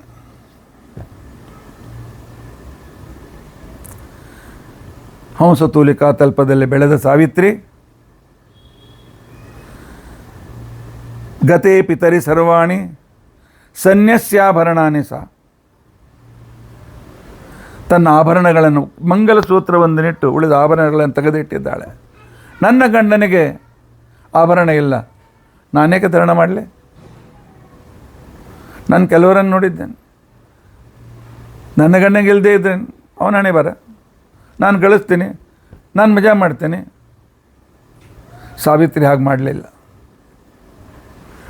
ಸಾವಿತ್ರಿ ಸನ್ಯಸ್ಯಾಭರಣಾನೇ ಸಹ ತನ್ನ ಆಭರಣಗಳನ್ನ ತೆಗೆದಿಟ್ಲು. ತನ್ನ ರೇಷ್ಮೆ ವಸ್ತ್ರಗಳನ್ನು ಬದಿಗೆ ಮಡಿಚಿ ಗಂಟು ಕಟ್ಟಿಟ್ಬಿಟ್ಲು. ಗಂಡನಂತೆ ಒಲ್ಕಲ ಅಂತಿಕೊಂಡಂತಂದರೆ ಮರದ ತೊಗಟೆಯ ದಾರಗಳಿಂದ ಮಾಡಿರ್ತಕ್ಕಂಥ ಒಂದು ಅತ್ಯಂತ ಬಿರುಸಾಗಿರ್ತಕ್ಕಂಥ ಬಟ್ಟೆ. ಈಗ ನಾವು ಧಾವಳಿಯನ್ನೇ ಉಟ್ಕೊಳ್ಳೋಕ್ಕೆ ಹಿಂದೆ ಮುಂದೆ ನೋಡ್ತೇವೆ, ಮೇಘ ಚುತ್ತದೆ ಅಂತ ತಿಳ್ಕೊಂಡಂತೇಳಿ ಅದನ್ನು ಧಾರಣ ಮಾಡಿದ್ದಾಳೆ. ಪರಿಚಾರೇರ್ ಗುಣಶ್ಚೈವ. ಮೊದಲನೇದ್ದು ಅತ್ತೆ ಮಾವ ಗಂಡನಲ್ಲಿದ್ದ ದೇವರ ಸೇವೆ. ಅದರ ಜೊತೆಗೆ ವಿನಯ ಬೇಕಾಗ್ತದೆ. ಈಗಿನ ಸೊಸೆಯಂದರು ಫೇಲ್ ಆಗೋದು ಈ ವಿಷಯದಲ್ಲಿ. ವಿನಯ ಇಲ್ಲ. ನಾನು ಗಳಿಸ್ತೇನೆ, ನಾನೇ ಅತ್ತೆ ಮಾತು ಕೇಳಬೇಕು, ನಾನೇ ಮಾವನ ಮಾತು ಕೇಳಬೇಕು, ನಾನೇ ಗಂಡನ ಮಾತು ಕೇಳಬೇಕು, ನಾನೇನು ಕಡಿಮೆ ಇಲ್ಲ. ವಿನಯದಿಂದ ಎಷ್ಟೇ ಇದ್ರೂ ವಿನಯ ಇದ್ದರೆ ಜಗತ್ತನ್ನು ನಾವು ಗೆಲ್ಬಹುದು. ಜಗತ್ತನ್ನು ಗೆಲ್ಲೋಕ್ಕೋಸ್ಕರ ಒಂದು ವಿನಯ ಅಂತ ಅನ್ನೊಂದು ಗುಣ ಸಾಕು. ಅನುಭವ ಮಾಡಿ ನೋಡಿ, ವಿನಯದಿಂದ ಇರಿ, ನಿಮ್ಮ ಕೆಲಸಗಳು ಸುಲಭವಾಗಿ ಆಗ್ತವೆಲ್ಲ ನೋಡಿ. ಈಗೋ ಅಹಂಕಾರ ತೋರಿಸಿದರೆ ಯಾರೂ ಸಹಾಯ ಮಾಡೋದಿಲ್ಲ. ಆನಂತರ ತಂದೆ ಅತ್ತೆ ಮಾವಂದಿರ ಸೇವೆಯನ್ನು ಮಾಡೋದರ ಜೊತೆಯಲ್ಲಿ ಗಂಡನನ್ನು ಕೂಡ ಸೇವೆ ಮಾಡ್ತಾ ಇದ್ದಾಳೆ. ಈಗಿರುವ ಪ್ರಶ್ನೆ, ಗಂಡನನ್ನು ಯಾಕೆ ಸೇವೆ ಮಾಡಬೇಕು? ಗಂಡನ ದೇವರು ಅಂತ ಹೇಳ್ತೀರಿ. ನನ್ನ ಗಂಡ ದಡ್ಡ ಇದ್ದಾನೆ, ನನ್ನ ಗಂಡ ಸಲ ಸುಳ್ಳು ಹೇಳ್ತಾನೆ, ನನ್ನ ಗಂಡ ಎಷ್ಟೋ ಸರ್ತೆಗೆ ಯಾರ್ಯಾರ ಜೊತೆಗೆ ತಿರುಗಾಡ್ತಾನೆ, ಅವನ್ಯಾಕೆ ದೇವರಾಗ್ತಾನೆ ರೀ? ಅತ್ತೆ ಮಾವ ನಮ್ಮಲ್ಲಿ ತಪ್ಪು ಹುಡುಕ್ತಾರೆ, ಅವ್ರು ಯಾಕೆ ದೇವರಾಗ್ತಾರೆ? ಅವರು ದೇವರಾಗೋದಿಲ್ಲ. ಗಂಡನನ್ನು ದೇವರು ಅಂತ ಶಾಸ್ತ್ರ ಹೇಳಿಲ್ಲ. ಗಂಡನಲ್ಲಿದ್ದ ದೇವರು ನಿನ್ನ ಆರಾಧ್ಯ ದೇವತೆ. ಪ್ರತಿಮೆ ಇಲ್ಲ, ದೇವರು ಆರಾಧತೆ. ಆ ದೇವರನ್ನು ಪ್ರತಿಮೆ ಮಾಡಬೇಕಾದ್ರೆ ಪ್ರತಿಮೆಗೆ ಪೂಜೆ ಮಾಡಬೇಕಲ್ಲ. ಪ್ರತಿಮೆಯಲ್ಲಿ ದೇವರಿದ್ದಾನೆ, ನಹಿ ಪ್ರತೀಕೆ ನಹಿ ಸಹ. ಪ್ರತಿಮೆಯಲ್ಲಿ ದೇವರಿಲ್ಲ ಅಂತ ಬ್ರಹ್ಮಸೂತ್ರ ಹೇಳ್ತಾರೆ, ಪ್ರತಿಮೆ ದೇವರಲ್ಲ ಅಂತ ಹೇಳ್ತಾರೆ. ಹೌದು, ಪ್ರತಿಮೆ ದೇವರಲ್ಲ, ಪ್ರತಿಮೆಯಲ್ಲಿ ದೇವರಿದ್ದಾನೆ ಅಂತೇಳಿ ಆ ಪ್ರತಿಮೆಯು ಕೂಡ ಪೂಜ್ಯ. ಅವನು ಹೇಗೇ ಇರಲಿ, ಯಾವುದೇ ರೀತಿ ಇರಲಿ, ಅವನು ನಿಮ್ಮ ತಕ್ಕಾಗಬೇಕು ಅಂತಿದ್ದರೆ ಅಲ್ಲಿದ್ದ ದೇವರನ್ನು ಆರಾಧನೆ ಮಾಡಿ ನೋಡಿ. ಈ ರೀತಿಯಾಗಿ ಅಲ್ಲಿ ದೇವರನ್ನು ಆರಾಧನೆ ಮಾಡ್ತಾ ಇದ್ದಾಳೆ. ತಥೈವ ಪ್ರಿಯವಾದೇನ, ಎಂದಿಗೂ ಅಪ್ರಿಯ ಮಾತುಗಳನ್ನು ಆಡಲಿಲ್ಲ. ನಾನು ಯಾವ ಮಾತಿನಿಂದ ಗಂಡನಿಗೆ ಅಸಮಾಧಾನ ಆಗ್ತದೆ, ಅತ್ತೆ ಮಾವಂದರಿಗೆ ಅಸಮಾಧಾನ ಆಗ್ತದೆ, ಅದನ್ನು ನಾನು ಆಡಬಾರ್ದು ಅನ್ನೋ ಒಂದು ನಿರ್ಧಾರ ಸೊಸೆಯಾಗಿ ಹೋಗ್ತಕ್ಕಂಥವಳ ಮನಸ್ಸಿನಲ್ಲಿರಬೇಕು. ಮನೆಯ ಕೆಲಸದಲ್ಲಿ ನಿಪುಣತೆ ಇರಬೇಕು, ದೇವರಲ್ಲಿ ವಿಶ್ವಾಸ ಇರಬೇಕು. ಆ ನಂತರ ಭಗವಂತನ ಅನುಗ್ರಹಕ್ಕಾಗಿ ಬೇಡಿಕೆ ಇರಬೇಕು. ಹೀಗಿದ್ದರೆ ಆ ಹೆಣ್ಣು ಮಗಳ ಜೀವನ ಸಾವಿತ್ರಿಯಂತೆ ಆಗ್ತದೆ. ಆದರೆ ಅವಳು ಬಂದ ದಿನದಿಂದ ಎಣಿಸ್ತಾ ಇದ್ದಾಳೆ. 1 ವರ್ಷದ ನಂತರ ಸತ್ಯವಾನನ ಮರಣ ಇದೆ ಅಂತಿಕೊಂಡಂತೆ ನಾರದರು ಹೇಳಿದರು. ಕಲ್ಪನೆ ಮಾಡಿಕೊಳ್ಳಿ, ಯಾವಳಿಗೆ ಗೊತ್ತಿದೆ ನನ್ನ ಗಂಡನ ಮರಣ ಇಂಥ ದಿವಸ ಇದೆ ಅಂತಂದರೆ ಅವಳು ಸುಖದಿಂದ ಇರಲಿಕ್ಕೆ ಸಾಧ್ಯತೆ ಇದೆ. ಆದರೆ ಸಾವಿತ್ರಿ ಸೋಲಲಿಲ್ಲ. ಅವಳು ವಿಚಾರ ಮಾಡ್ತಾಳೆ, ಶಾಸ್ತ್ರ ಹೇಳ್ತದೆ. ಯಾಕೆಂದರೆ ಅನೇಕ ಪುರಾಣ ಶಾಸ್ತ್ರ ಕೇಳಿದ್ದವಳು. ಕಿಂ ಅಲಭ್ಯಂ ಭಗವತಿ ಪ್ರಸನ್ನೆ ಶ್ರೀನಿಕೇತನೆ, ಭಗವಂತ ಸಂತುಷ್ಟನಾದರೆ ಮೋಕ್ಷವೇ ಸಿಗ್ತದೆ ಅಂತ ತಿಳ್ಕೊಂಡಂತಂದಮೇಲೆ ನನ್ನ ಗಂಡನಿಗೆ ಆಯುಷ್ಯ ಸಿಗೋದಿಲ್ವೇ? ನನ್ನ ಗಂಡನ ಆಯುಷ್ಯ ಹೆಚ್ಚಾಗೋದಿಲ್ವೇ? ನನ್ನ ಗಂಡನ ಆಯುಷ್ಯ ಮೋಕ್ಷಕ್ಕಿಂತ ದೊಡ್ಡದೇನು? ಅಲ್ಲಲ್ಲ, ಇಲ್ಲ, ನಾನು ಭಗವಂತನ ಅನುಗ್ರಹ ಸಂಪಾದನೆ ಮಾಡ್ತೇನೆ. ನನ್ನ ಜೀವನದಲ್ಲಿ ನಾನು ಸೋಲು ಒಪ್ಪೋದಿಲ್ಲ.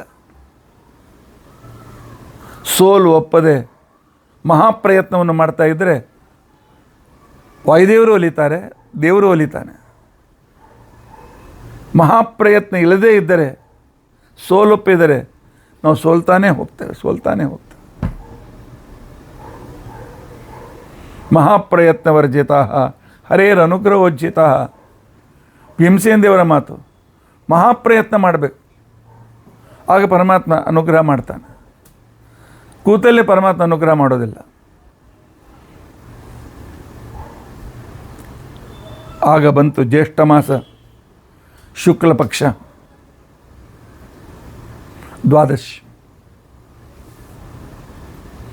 ದ್ವಾದಶಿ, ತ್ರಯೋದಶಿ, ಚತುರ್ದಶಿ, ಪೌರ್ಣಿಮಾ. 4 ದಿನಗಳಲ್ಲಿ 4ನೇ ದಿನ ನನ್ನ ಗಂಡನ ಮರಣ ಇದೆ.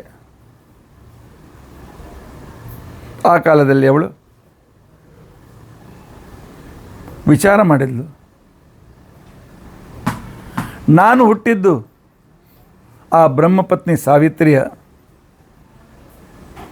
ಅನುಗ್ರಹದಿಂದ. ಆ ಸಾವಿತ್ರಿಯಲ್ಲಿ ಗಾಯತ್ರಿ ಅನುಗ್ರಹದಿಂದ, ಗಾಯತ್ರಿ ಸಾವಿತ್ರಿ ಇಬ್ಬರು ಒಂದೇ.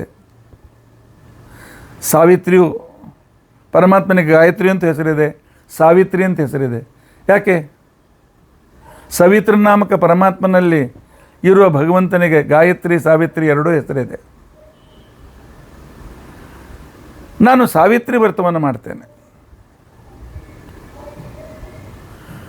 ಸಾವಿತ್ರಿಯ ಸನ್ನಿಧಾನ ವಟವೃಕ್ಷದಲ್ಲಿರ್ತದೆ. ಆದ್ದರಿಂದಾಗಿ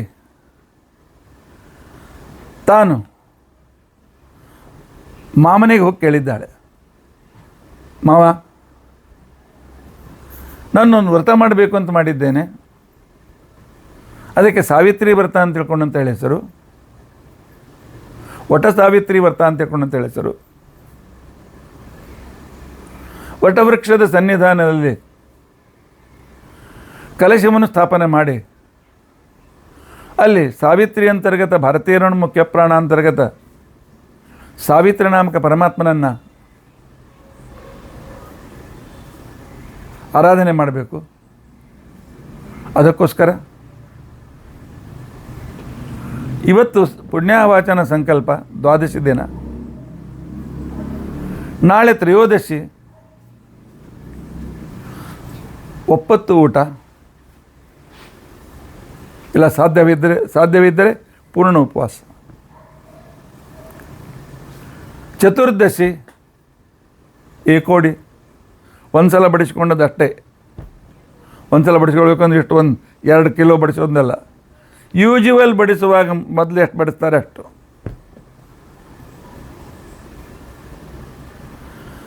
ವಟ ಪೌರ್ಣಿಮಾ ಉಪವಾಸ.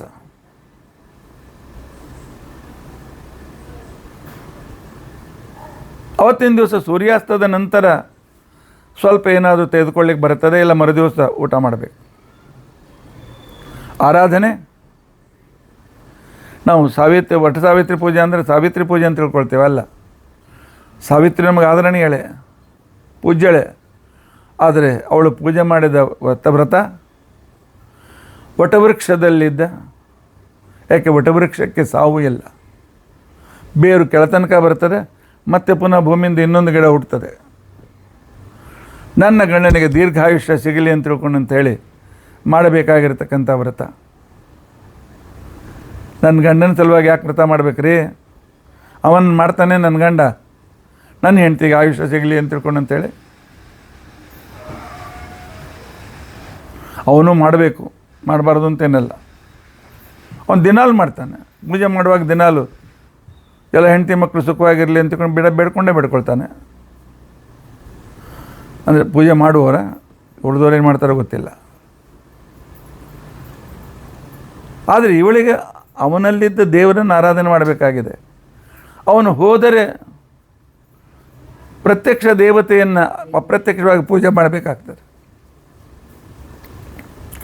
ಅದಕ್ಕೋಸ್ಕರ ನಾನು ವ್ರತ ಮಾಡ್ತೇನೆ. ಮುದ್ದು ಸೊಸೆ ಸಾವಿತ್ರಿ ಮೊದಲೇ ನಮ್ಮ ಸೇವೆ ಮಾಡಿ ದಣದಿದ್ದಿ, ಯಾವಾಗೂ ಊಟ ಮಾಡ್ತೀವಿ, ಏನು ಮಾಡ್ತೀವಿ, ನಮಗಂತೂ ಕಣ್ಣಿಲ್ಲ. ಮತ್ತೆ ಪುನಃ ಉಪವಾಸದಿಂದ ಯಾಕೆ ಶ್ರಮ ಪಡ್ತೀಯಮ್ಮ? ಇಲ್ಲ, ಮತ್ತೆ ಮಾಡಬೇಕು ಅಂತ ಅನಿಸಿದೆ, ಆಗಲಿ ಮಾಡು, ಧರ್ಮಕ್ಕೆ ನಾವು ಬೇಡ ಅಂತ ಅನ್ನೋದಿಲ್ಲ ಅಂತ. ಆನಂತರ ಗಂಡನ ಉನ್ನತಿಯನ್ನು ಪಡೆದಿದ್ದಾಳೆ. ಆಗ ಅವಳು ಪೌರ್ಣಿಮೆ ಬಂತು. ಪೌರ್ಣಿಮೆ ಬಂದ ದಿವಸ ನಿಶ್ಚಯ ಮಾಡ್ತಾಳೆ, ಇವತ್ತು ನನ್ನ ಗಂಡನ ಜೊತೆ ಹೋಗಬೇಕು ಅಂತ ತಿಳ್ಕೊಂಡಾಳೆ.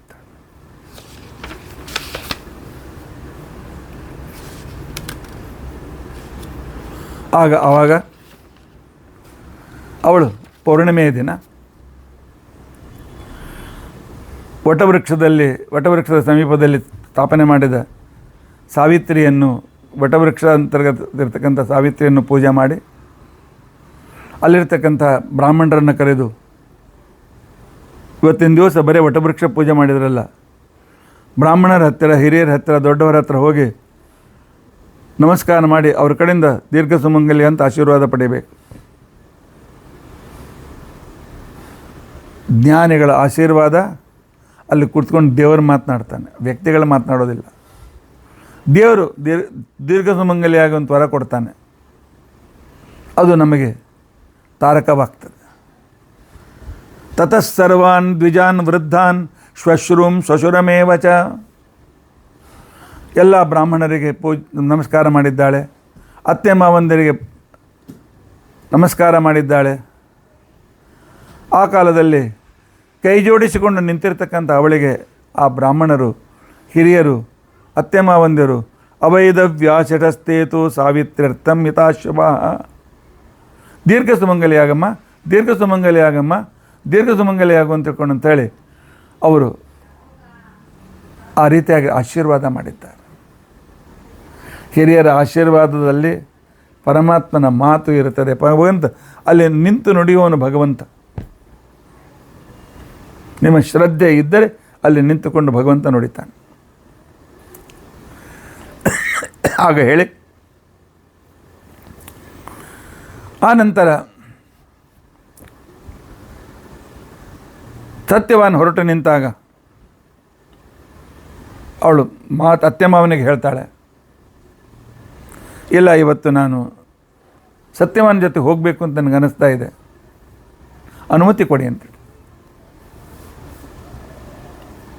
ಈಗಿನ ಕಾಲದಲ್ಲಿ ಯಾಕ್ರಿ ಕೇಳಬೇಕು, ನಮ್ಮಷ್ಟಕ್ಕೆ ನಾವು ಹೋದ್ರೆ ಆಯ್ತಲ್ಲ, ದಿನ ಪ್ರತಿಯೊಂದು ಕೇಳ್ಕೊತ ಯಾಕೆ ಕೊಡಬೇಕು ಅನ್ನೋ ಅಸಡ್ಡೆತನ ಏನು ಬಂದಿದೆ. ಹಿರಿಯರಿಗೆ ಏನು ಬಯಸ್ತಾರೆ ಅವ್ರು ಹೇಳಿ? ನಿಮ್ಮ ಜೋಡಿ ಬರಬೇಕಂತಾರೆ ಅವರು. ಗಂಡನ ಜೊತೆ ಸಿನಿಮಾಕ್ಕೆ ಹೋಗ್ಬೇಕಾಗಿದೆಲ್ಲ, ಹೋಗಿ ಅತ್ತೆ ಬನ್ನಿ ನೀವು ಕೂಡ, ಮಾವ ಬರ್ತೀರಾ, ಒಂದು ಮಾತು ಕೇಳಿ, ಬಂದರೆ ಸಂತೋಷ.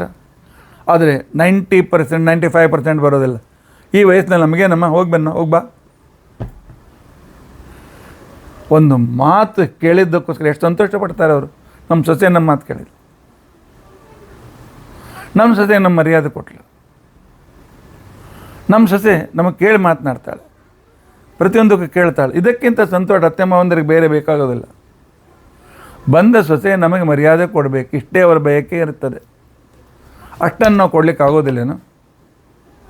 ಅದರಿಂದ ಆಶೀರ್ವಾದ ಸಿಗ್ತಾ ಇದ್ದರೆ, ಅಲ್ಲಿದ್ದ ಭಗವಂತನ ಆಶೀರ್ವಾದ ನಮ್ಮ ಜೀವನದಲ್ಲಿ ನಮಗೆ ಸುಖಕರವಾಗ್ತಿದ್ರೆ ಯಾಕೆ ನಾವು ಮಾಡಬಾರ್ದು? ಸಾವಿತ್ರಿ ಇದನ್ನು ಮಾಡಿದ್ದಾಳೆ. ಯಾವಾಗ? ಆಗ ಅತ್ತೆ ಮಾವಂದ್ರು ಹೇಳ್ತಾರೆ, ಅಮ್ಮ ಇವತ್ತು ವ್ರತದ ಕೊನೆಯ ದಿವಸ ಪೂಜೆ ಮಾಡಿ ಏನಾದರೂ ಪಾರಣೆ ಮಾಡಮ್ಮ. ಇಲ್ಲ, ವ್ರತ ನಿಯಮಾನುಸಾರವಾಗಿ ಸೂರ್ಯಾಸ್ತದವರೆಗೆ ಅಂತ ಎದ್ಕೊಳ್ಳಿಕ್ಕಿಲ್ಲ. ಇಲ್ಲ, ನಾಳೆ ನಾನು ಪಾರಣೆ ಮಾಡ್ತೇನೆ. ಆಯ್ತಮ್ಮ, ಬಹಳ ಕಷ್ಟಪಟ್ಟಿದ್ದಿ, ನೋಡಿಕೊಂಡು ಸತ್ಯವಾನ್, ಸಾವಿತ್ರಿ ನಿನ್ನ ಜೊತೆಗೆ ಬರ್ತೇನಂತಾಳೆ, ನೋಡ್ಕೋ, 3 ದಿವಸ ಉಪವಾಸ ಮಾಡ್ಯಾಳು, ಸರಿಯಾಗಿ ಕರ್ಕೊಂಡು ಅಂತ ತಿಳ್ಕೊಂಡು ಅಂತೇಳಿ. ಅವನು ಹೇಳ್ತಾನೆ, 3 ದಿವಸ ಉಪವಾಸ ಮಾಡಿ ಕಾಡಿನಲ್ಲಿ ನಡ್ಕೋತ ಹೋಗ್ತೀನಿ, ನಾಯಿನ ರಥದಲ್ಲಿ ಕೂತ್ಕೊಂಡು ಹೋಗೋದಿಲ್ಲ, ಕುದುರೆ ಮೇಲೆ ಕೂತು ಹೋಗೋದಿಲ್ಲ. ಅಂಥ ಕಠಿಣವಾದ ಕಾಡಿನಲ್ಲಿ ಕಲ್ಲು ಮುಳ್ಳು ಇತ್ಯಾದಿಗಳು.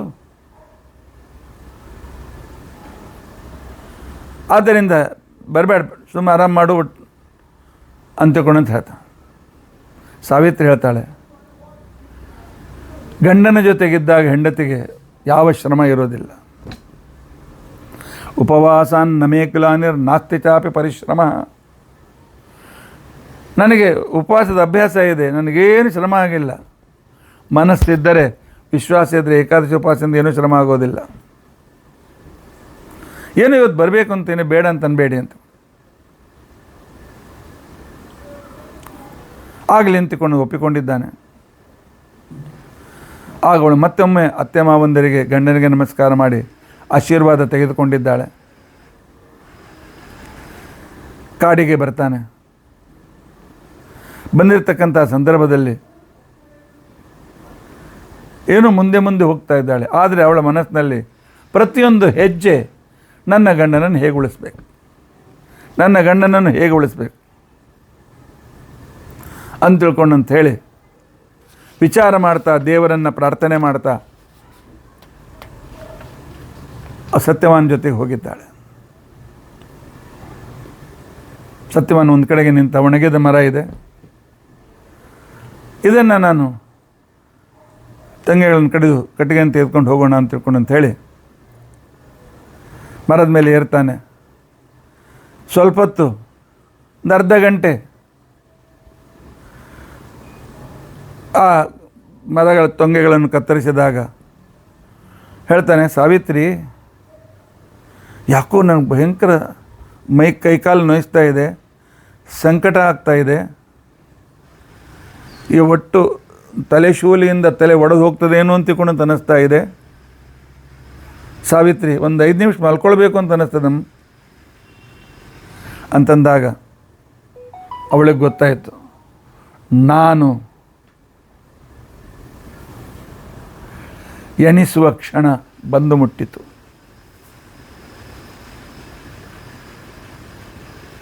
ಇನ್ನೇನು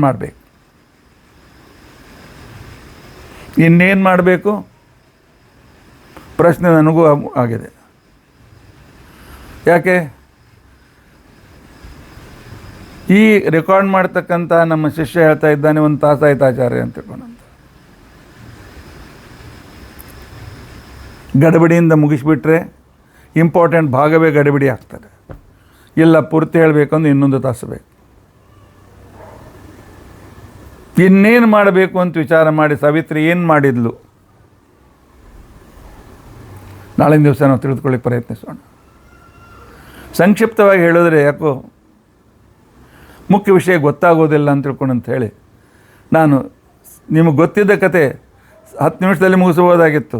ಸಾವಿತ್ರಿ ಹೋದ್ಲು, ಯಮನಿಂದ ಹೋದ್ಲು, ಅವನ ಕಡೆಯಿಂದ ಹೊರ ತೆಗೆದುಕೊಂಡ್ಲು, ಗಂಡನ ಉಳಿಸ್ಕೊಂಡು ಬಂದಳು, 3 ಮಿನಿಟ್ನಾಗ ಕತೆ ಮುಗೀತು. ಇಲ್ಲ, ಇದರ ಹಿಂದೆ ಇರತಕ್ಕಂಥ ಅವಳ ಸಾಧನೆ, ಅವರ ತಂದೆ ತಾಯಿಗಳ ಸಾಧನೆ, ಅತ್ತೆ ಮಾವಂದಿರ ಸಾಧನೆ, ಸತ್ಯವಾನನ ಸಾಧನೆ ಎಲ್ಲ ಸೇರಿ ಒಂದು ಮಹಾನ್ ಕಾರ್ಯ ಆಗ್ತಿರ್ತದೆ. ಅದು ಹೇಗೆ ಯಮನ ಜೊತೆಗೆ ಮಾತನಾಡಿದ್ಲು, ಹೇಗೆ ಯಮನ ಮನಸ್ಸನ್ನು ಗೆದ್ಲು ಅನ್ನೋ ವಿಚಾರ ನಾಳಿನ ದಿವಸ ನಾವು ತಿಳ್ಕೊಳ್ಳೋಕ್ಕೆ ಪ್ರಯತ್ನಿಸೋಣ. ಇತಿ ಅದ್ಯ ಕಥಾ ಪ್ರಸಕ್ತಿ. ಹರೇ ರಾಮ ರಾಮ ರಾಮ ಹರೇ ಹರೇ, ಹರೇ ಕೃಷ್ಣ ಕೃಷ್ಣ ಕೃಷ್ಣ ಹರೇ ಹರೇ. ಉಗ್ರಂ ವೀರಂ ಮಹಾವಿಷ್ಣುಂ ಜ್ವಲಂತಂ ಸರ್ವತೋಮುಖಂ ನೃಸಿಂಹಂ ಭೀಷಣಂ ಭದ್ರಂ ಮೃತ್ಯುಂ ನಮಾಮ್ಯಹಂ. ಅಕ್ಷಯಂ ಕರ್ಮ ಯಸ್ಮಿನ್ ಪರೇ ಸ್ವರ್ಪಿತಂ ಪ್ರಕ್ಷಯಂ ಯಾಂತಿ ದುಃಖಾನಿ ಅನ್ನಾಮತಃ. ಅಕ್ಷರೋ ಯೋಜರ ಸರ್ವದೈವಾಮೃತ ಕುಕ್ಷಿಗನಂ ಯಸ್ಯ ವಿಶ್ವಂ ಸದಾಜಾದಿಕಂ. ಪ್ರೀಣಯಾಮೋ ವಾಸುದೇವಂ ದೇವತಾಮಂಡಲಾಖಂಡಮಂಡನ. ಶ್ರೀಕೃಷ್ಣಾರ್ಪಣಮಸ್ತು. ಅಕ್ಷಯಂ ಕರ್ಮ ಯಸ್ಮಿನ್ ಪರೇ ಸ್ವರ್ಪಿತಂ ಪ್ರಕ್ಷಯಂ ಯಾಂತಿ ದುಃಖಾನಿ ಅನ್ನಾಮತಃ. ಅಕ್ಷರೋ ಯೋಜರ ಸರ್ವದೈವಾಮೃತ ಕುಕ್ಷಿಗಂ ಯಸ್ಯ ವಿಶ್ವಂ ಸದಾಜಾದಿಕಂ. ಪ್ರೀಣಯಾಮೋ ವಾಸುದೇವಂ ದೇವತಾಮಂಡಲಾಖಂಡಮಂಡನ. ಶ್ರೀಕೃಷ್ಣಾರ್ಪಣಮಸ್ತು.